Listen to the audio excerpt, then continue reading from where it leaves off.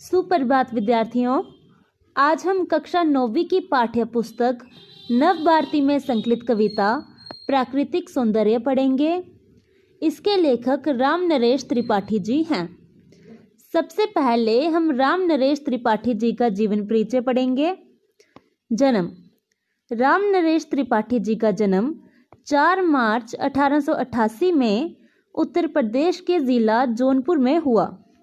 इनके पिताजी का नाम श्री राम दत्त त्रिपाठी जी था। शिक्षा: राम नरेश त्रिपाठी जी की प्रारंभिक शिक्षा गांव के प्राइमरी स्कूल में हुई। जूनियर कक्षा उत्तीर्ण कर हाई स्कूल वह निकटवर्ती जौनपुर जिले में पढ़ने गए, मगर वह अपनी हाई स्कूल की शिक्षा पूरी नहीं कर पाए। पंडित त्रिपाठी जी में कविता के प्रति रुचि प्राथमिक शिक्षा प्राप्त करते समय जागृत हुई थी। वह छायावादी युग के महत्वपूर्ण कवि थे। राष्ट्रीय भावना और प्रकृति के प्रति प्रेम: त्रिपाठी जी की रचनाओं में राष्ट्रीय भावना और प्रकृति प्रेम का स्वर मुख्य है। ये गांधी जी के विचारों से प्रभावित थे। काव्य संग्रह और काव्य रूप: त्रिपाठी जी ने प्रबंध और मुक्तक दोनों प्रकार की काव्य रचना की है। मिलन और स्वप्न इनके प्रसिद्ध खंड काव्य हैं तथा मानसी मुक्तक कविताओं का संग्रह है। इनकी भाषा परिमार्जित यानी पूरी तरह से खड़ी बोली है। उसमें यत्र तत्र यानी यहाँ वहाँ उर्दू के शब्द भी मिलते हैं। देहांत: राम नरेश त्रिपाठी जी का देहांत 1972 ईस्वी में हुआ। नावें और जहाज नदी नद सागर तल पर तरते हैं, पर नव पर इनसे भी सुंदर जलधर निकर विचरते हैं। नव अर्थात आकाश, सागर यानी समुंदर, जलधर अर्थात बादल, निकर अर्थात समूह। इसमें कवि कहते हैं, नावें तथा जहाज नदी नालों और समुंदर पर तैरते हुए दिखाई देते हैं, पर आसमान पर इनसे भी सुंदर, इनसे भी आकर्षक बादलों का समूह विचरता अर्थात भ्रमण करता है। कहने का भाव यह है कि पानी पर तैरने वाली नावों और जहाज़ों की तुलना में आकाश में तैरने वाले बादल प्रकृति की कला का अद्भुत प्रदर्शन करते हैं। इसमें कवि ने प्रकृति की सुंदरता का वर्णन किया है। भाषा सरल एवं सरस है। नदी नद में अनुप्रास अलंकार है।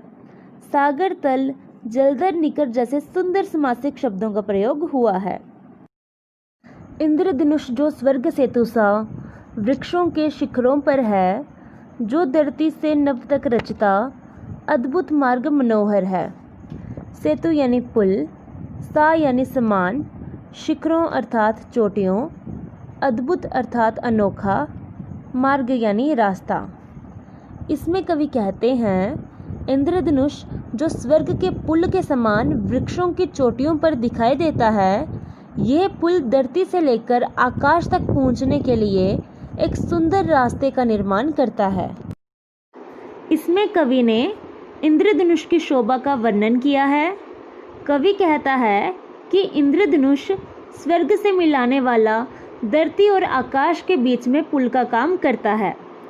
कवि के कहने का भाव यह है कि इंद्रधनुष की शोभा मन को हरने वाली है।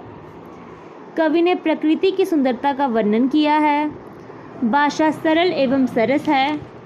यहाँ पे इंद्रधनुष की तुलना स्वर्ग के सेतु से की गई है और सा शब्द का भी प्रयोग हुआ है, इसलिए यहाँ उपमा अलंकार है। मनमाने निर्मित नदियों के पुल से वह अति सुंदर है। निज कृति का अभिमान व्यर्थ ही करता अविवेकी नर है।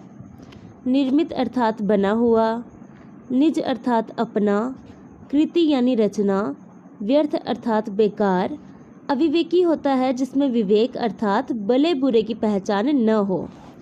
इसमें कवि कहते हैं, मनुष्य इस धरती पर नदियों को पार करने के लिए जो पुल बनाता है, उससे यह इंद्रधनुष रूपी पुल कहीं अधिक सुंदर है।